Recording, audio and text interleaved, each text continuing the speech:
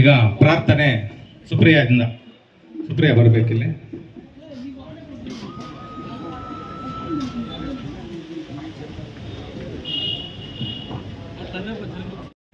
ಕೂತ್ಕೋಬೇಕು.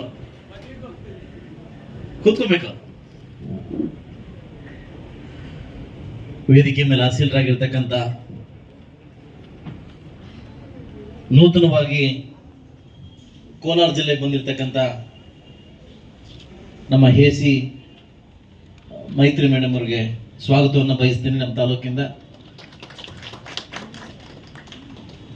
ಹಾಗೂ ನೂತನವಾಗಿ ನಮ್ಮ ತಾಲೂಕು ಬಂದಿರತಕ್ಕಂಥ ತಾಲೂಕು ದಂಡಾಧಿಕಾರಿಗಳಾಗಿರ್ತಕ್ಕಂಥ ಸನ್ಮಾನ ಶ್ರೀ ವೆಂಕಟಚಲಪತಿ ಅವರಿಗೆ ಸ್ವಾಗತವನ್ನು ನಾನು ಬಯಸ್ತಾ, ಹಾಗೂ ನಮ್ಮ ಇರುವ ಸಾಹೇಬರಾಗಿರ್ತಕ್ಕಂಥ ಸರ್ವೇಶ್ ಅವರಿಗೆ, ಗ್ರೇಟ್ ತಹಸೀಲ್ದಾರಾಗಿರ್ತಕ್ಕಂಥ ನಮ್ಮ ಬಿ ಆರ್ ಎಂ ಅವರಿಗೆ, ವೇದಿಕೆ ಮುಂಭಾಗದಲ್ಲಿ ಆಸೀನರಾಗಿರ್ತಕ್ಕಂಥ ಎಲ್ಲ ನನ್ನ ಪ್ರೀತಿಯ ಅಧಿಕಾರಿಗಳು ಹಾಗೂ ನನ್ನ ಪ್ರೀತಿಯ ಕುಟುಂಬದ ಅಧಿಕಾರಿಗಳು ಹಾಗೂ ಮಾಧ್ಯಮ ಮಿತ್ರರು, ಹಾಗೂ ಈ ಒಂದು ಕಾರ್ಯಕ್ರಮವನ್ನು ಪರೋಕ್ಷವಾಗಿ ಪ್ರತ್ಯಕ್ಷವಾಗಿ ತಮ್ಮ ನೋವುಗಳನ್ನು ಹೇಳ್ಕೊಳಕ್ಕೆ ಬಂದಿರತಕ್ಕಂಥ ಎಲ್ಲ ನನ್ನ ಪ್ರತ್ಯಕ್ಷದರ್ಶಿಗಳಿಗೆ ಹೊಂದಿಸುತ್ತಾ, ನಾನು ಒಂದು ಕಳೆದ ಮೀಟಿಂಗಲ್ಲಿ ಒಂದು ಮಾತು ಹೇಳಿದೆ, ಈ ಒಂದು ಸುದಿನ ಅಂತ ಹೇಳಿದೆ. ಸುದಿನ ಅಂತಂದು ಅರ್ಥ ಏನಂತಂದ್ರೆ ಈ ದಿನಕ್ಕೋಸ್ಕರ ವೇಟ್ ಮಾಡ್ತಿದ್ದೆ ಅಂತ ಅರ್ಥ. ಈ ಒಂದು ದಿನಕ್ಕೋಸ್ಕರ ವೇಟ್ ಮಾಡ್ತಿದ್ದೆ. ಕೆಲವರು ಗೊತ್ತಾಗಿದ್ರೆ ಕೇಳಿದ್ದಾರೆ ಸುದಿನ ಅಂದ್ರೆ ಏನು ಅಂತ. ಅದೇನಂದ್ರೆ ಈ ಒಂದು ದಿನಕ್ಕೋಸ್ಕರ ವೇಟ್ ಮಾಡ್ತಾ ಇದ್ದೆ ಅಂತ ಅರ್ಥ. ಸೊ ಅದಕ್ಕೋಸ್ಕರ ಈ ದಿನ ಒಂದು ಕಾಯ್ತಾ ಇದ್ದೆ. ವರ್ಷ ಆಗಿ MLA ಕೂಡ ನಾನು ಜನ ಮೀಟ್ ಮಾಡೋಕ್ಕಾಗಿಲ್ಲ, ಒಂದು ದಿನವನ್ನ ಕಾಯ್ತಾ ಇದ್ದೆ ಅಂತ ಅರ್ಥ. ಮತ್ತು ದಯವಿಟ್ಟು ಎಲ್ಲ ಅಧಿಕಾರಿಗಳ ಜೊತೆ ನಮ್ಮ ಸರ್ಕಾರದ ಆದೇಶದ ಮೇರೆಗೆ ಶಾಸಕರ ಅಧ್ಯಕ್ಷ ಸ್ಥಾನದಲ್ಲಿ ಅಹವಾಲುಗಳನ್ನು ಸ್ವೀಕಾರ ಮಾಡಿ ಮುಂಬರುವ 15ನೇ ತಾರೀಕು ಏನು ಸೆಷನ್ ಇದೆ, ತಮಗೆ ಇಲ್ಲಿ ನ್ಯಾಯ ಸಿಗದೇ ಇದ್ರೆ ಸರ್ಕಾರ ಮಟ್ಟಕ್ಕೆ ಏನಾದರೂ ಹೋಗುವಂತ ಪ್ರಶ್ನೆ ಇದ್ರೆ ನಿಮ್ದು ಖಂಡಿತವಾಗ್ಲೂ ಇವತ್ತೇ ಸಾಯಂಕಾಲಕ್ಕೆ ಆ ಪ್ರಶ್ನೆನ ನಾವು ಇದು ಮಾಡಿ ನಾನು ಸರ್ಕಾರಕ್ಕೆ ಅಧಿವೇಶನ ಕಳಿಸ್ತಾ ಇದ್ದೀನಿ.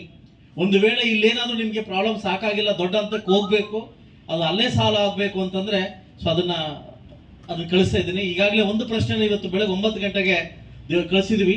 ಕಳೆದ ಬಾರಿ ಏನು ನಮ್ಮ ಬಗರ್ಕೊಮ್ಮಲ್ಲಿ ಅಲಾಟ್ಮೆಂಟ್ ಆಗಿರ್ತಕ್ಕಂಥ ಒಂದು ಲ್ಯಾಂಡ್ಗಳ ಆಕ್ರಮಣ, ಮುಳಬಾಗಲ್ ತಾಲೂಕಲ್ಲಿ ಆಗಿರ್ತಕ್ಕಂಥ ಏನು ಕಳೆದ ತಹಸೀಲ್ದಾರ ಮತ್ತು ಕೆಲವು ರಾಜಕಾರಣಿ ವ್ಯಕ್ತಿಗಳು ಸೇರಿ ಸಾವಿರಾರು ಎಕರೆ ಇರ್ತಕ್ಕಂಥ ಜಮೀನವನ್ನ, ಮುಳಬಾಗಲ್ ತಾಲೂಕು ಜಮೀನವನ್ನ ಯಾರ್ಯಾರಿಗೆ ಹಂಚಿಕೆ ಮಾಡಿದಿರಿ, ಯಾವ ಉದ್ದೇಶದಿಂದ ಹಂಚಿಕೆ ಮಾಡಿದಿರಿ, ಅದರ ಮಾನದಂಡ ಏನವನ್ನ ಈಗಾಗಲೇ 9 ಗಂಟೆಗೆ ಸ್ಪೀಕರ್ ಅವರು ಕಳಿಸ್ಕೊಟ್ಟಿದ್ದೀನಿ. ಈಗಾಗಲೇ మన ಜಿಲ್ಲಾಧಿಕಾರಿ ಕೂಡ ಕಳಿಸ್ಕೊಟ್ಟಿದ್ದೀನಿ. ಬಡವರಿಗೆ ಹೋಗಿರ್ತಕ್ಕಂಥ ಲ್ಯಾಂಡ್ ಅನ್ನ 4 ಎಕರೆ 30 ಗುಂಟೆಯನ್ನು ಮೀರಬಾರದು ಅಂತ ಇರ್ತಕ್ಕಂಥ ಸರ್ಕಾರದ ಆದೇಶವನ್ನ ಕೆಲವು ರಾಜಕಾರಣಿಗಳು ಸೇರ್ಕೊಂಡು, ಕೆಲವು ತಹಸೀಲ್ದಾರ್ ಸೇರ್ಕೊಂಡು, ಕೆಲವು ಅಧಿಕಾರಿಗಳು ಒಂದೊಂದು ಗ್ಯಾಂಗ್ ಕಟ್ಕೊಂಡು ಏನು ಇರ್ತಕ್ಕಂಥವ್ರಿಗೆ ಜಮೀನನ್ನ ಮಾರಾಟ 2300 ಎಕರೆ ಮಾರಾಟ ಮಾಡಿದ್ದಾರೆ. ಇದನ್ನ ಆದೇಶವನ್ನು ರದ್ದುಪಡಿಸಬೇಕು, ಇಲ್ಲ ಅಂತಂದ್ರೆ ಉಗ್ರ ಹೋರಾಟವನ್ನು ಕೈಗೊಳ್ಳಕ್ಕೆ ಸಿದ್ಧವಾಗಿದ್ದೀನಿ ಅಂತ ಈಗಾಗಲೇ 9 ಗಂಟೆಗೆ ಸರ್ಕಾರಕ್ಕೆ ನಾನು ಮನವಿಯನ್ನು ಕಳಿಸಿದ್ದೀನಿ. ಸೆಷನ್ ಅಲ್ಲಿ ಅದನ್ನ ರೈಸ್ ಮಾಡ್ತಾ ಇದ್ದೀನಿ ಪಾಯಿಂಟ್. ಈ ತರ ದೊಡ್ಡ ದೊಡ್ಡ ಪ್ರಶ್ನೆಗಳನ್ನ ಮತ್ತೊಮ್ಮೆ DC ಅವರಿಗೆ ಒಂದು ಬೆಳಗ್ಗೆ ಆದೇಶವನ್ನು ಮತ್ತು ಇದು ತಹಸೀಲ್ದಾರ್ ಕಳಿಸ್ಕೊಟ್ಟಿದ್ದೀನಿ. ಈಗಾಗಲೇ ಮುಳಬಾಗಲ್ ಸುತ್ತಮುತ್ತಲಿರ್ತಕ್ಕಂಥ ಸರ್ಕಾರಿ ಜಮೀನುಗಳನ್ನ ಯಾವ ಉದ್ದೇಶಕ್ಕಾಗಿ ತಾವು ಹಂಚಿದಿರಿ, ಯಾವ ಮಾನದಂಡ ಹಂಚಿದಿರಿ, ಯಾವ ಸರ್ವೆ ನಂಬರ್ ಎಲ್ಲೆಲ್ಲಾಗಿದೆ ಅಂತ 5 ವರ್ಷಗಳಿಂದ ಪ್ರಶ್ನೆ ಕೇಳಿದ್ದೀನಿ. 3 ದಿವಸ ಕಾಲ ಕೇಳಿದ್ರೆ ಅದನ್ನು ಕೂಡ ನಾನು ಸರ್ಕಾರದ ಆದೇಶದ ಮೇರೆಗೆ ನಾನು ಸೆಷನ್ ಕಳಿಸ್ತಾ ಇದ್ದೀನಿ. ಸೊ ಅದರಿಂದ ನಮ್ಮ ಭೂಮಿ ನಮ್ಮ ಹಕ್ಕು ನಾವು ಕಾಪಾಡ್ತಕ್ಕಂಥ ಇದು ಇದೆ. ಸಾಕಷ್ಟು ರೈತರಿಗೆ ಸಾಕಷ್ಟು ಅವಾಲು ಏನು ನಾನು ಕೊಟ್ಟಿದ್ದಾರೆ ಶಾಸಕರಿಗೆ ಅಂತಂದ್ರೆ, ಸ್ವಾಮಿ ನಮ್ಮ ಸರ್ವೆ ನಂಬರ್ ಅನ್ನ ಬೇರೆಯವ್ರು ಮಾಡ್ಬಿಟ್ಟಿದ್ದಾರೆ, ನಮ್ಮ ಸರ್ವೆ ನಂಬರ್ ಬೇರೆಯವ್ರು ಮಾಡ್ಕೊಟ್ಟಿದ್ದಾರೆ, ಬರೀ ಇದೆ ನನ್ನ ಸರ್ವೆ ನಂಬರು. ಇದೇನಾಗಿದೆ ಅಂತಂದ್ರೆ ನೋಡಿ ನೋಡಿ ನೋಡಿ ನೋಡಿ ನೋಡಿ 1 ವರ್ಷ ಸಾಕಾಗಿದೆ ಈ ಕಾರ್ಯಕ್ರಮಕ್ಕೆ. ಅದಕ್ಕೆ ಸರ್ಕಾರವನ್ನ ಒಂದು ಮನವಿ ಮಾಡಿದ್ದೀನಿ, ಬಹಿರಂಗವಾಗಿ ಚರ್ಚೆ ಮಾಡಲಿಕ್ಕೆ ಒಂದು ಅವಕಾಶವನ್ನು ಕೊಡಿ, ಅವಾಲನ್ನ ಸ್ವೀಕಾರಕ್ಕೆ ಒಂದು ಅವಕಾಶ ಮಾಡಿಕೊಡಿ ಅಂತ ಕೇಳಿದಕ್ಕೆ ಸರ್ಕಾರ ಆದೇಶ ಮಾಡಿಕೊಟ್ಟಿದ್ದಾರೆ. ಆದೇಶ ಮೇರೆಗೆ ಬೆಳಗ್ಗೆ ಜಿಲ್ಲಾಧಿಕಾರಿಗಳಿಗೆ ಮತ್ತು ತಾಲೂಕು ದಂಡಾಧಿಕಾರಿಗಳಿಗೆ ಒಂದು ಪ್ರಶ್ನೆ ಕೇಳಿದ್ದೀನಿ. 5 ವರ್ಷಗಳಿಂದ ಸರ್ಕಾರಿ ಜಮೀನವನ್ನ, ಮುಳಬಾಗಲ್ ಸುತ್ತಮುತ್ತ ಇರತಕ್ಕಂಥ ಸರ್ಕಾರಿ ಜಮೀನವನ್ನ ಯಾರ್ಯಾರಿಗೆ ಹಂಚಿದಿರಿ, ಯಾವ ಉದ್ದೇಶಕ್ಕಾಗಿ ಹಂಚಿದಿರಿ, ಯಾವ ಯಾವ ಜಾತಿಗೆ ಹಂಚಿದಿರಿ, ನಂಗೆ ಲೀಸ್ಟ್ ಕೊಡಿ ಅಂತ ಕೇಳಿದ್ದೀನಿ. ಸೊ ಅದರಿಂದ ನನ್ನ ಹೋರಾಟವನ್ನ ಇವತ್ತಿಂದ ಇಲ್ಲಿಂದ ಸ್ಟಾರ್ಟ್ ಮಾಡ್ತಾ ಇದ್ದೀನಿ. ಭೂ ಕಬಳಿಕೆದಾರವನ್ನ ನನ್ನ ಹೋರಾಟ, ಯಾರು ಸರ್ಕಾರಿ ಜಮೀನವನ್ನ ಬೇರೆಯವ್ರ ಹೆಸರು ಮಾಡಿ ಮಾರಾಟ ಮಾಡಿದಾರೋ ಪ್ರತಿ ಇಂಚಿಂಚು ಎತ್ತದ ನನ್ನ ಒಂದು ಮೇನ ಉದ್ದೇಶವಾಗಿದೆ.